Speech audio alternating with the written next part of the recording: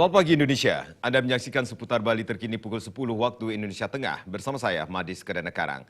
Anggapan jika lulusan ilmu pedalangan akan kesulitan mencari kerja membuat generasi muda kurang berminat menekuni bidang seni ini.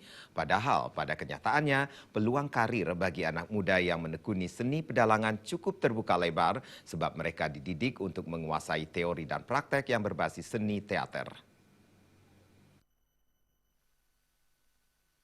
Akademisi Gede Arya Sugiyarte yang juga Rektor ISI Denpasar mengatakan anak muda yang menekuni seni pedalangan tidak perlu khawatir tidak mendapat pekerjaan.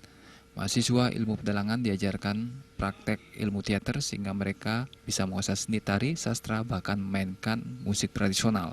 Peluang kerja di masa depan terbuka lebar tidak sekedar menjadi dalang, namun mereka bisa menulis naskah pertunjukan seni atau menjadi penyaji baik seni tari maupun kerawitan. Perkembangan teknologi juga turut membuat seni pedalangan berkembang. Dengan sedikit kreativitas, anak muda yang menekuni seni pedalangan mengkolaborasikan ilmu pedalangan yang dimiliki dengan teknologi yang berkembang sehingga mampu menghasilkan karya seni pertunjukan modern terbaru. Lulusan pedalangan itu peluang kerjanya banyak sekali. Dia bisa menjadi script writer, penulis skrip, pembuat naskah, ya.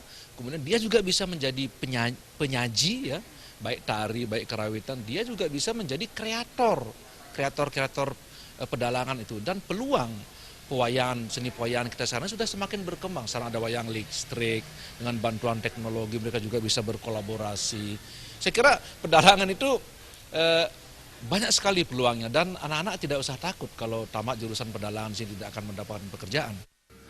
Arus globalisasi dan gencarnya pengaruh budaya asing tidak boleh dijadikan alasan sebagai penghambat untuk mengembangkan seni tradisional, khususnya seni pedalangan. Mengikuti perkembangan zaman tidak berarti harus melupakan tradisional. Anak muda harus mengembangkan kreativitasnya dan memfilter budaya asing melestarikan seni tradisional.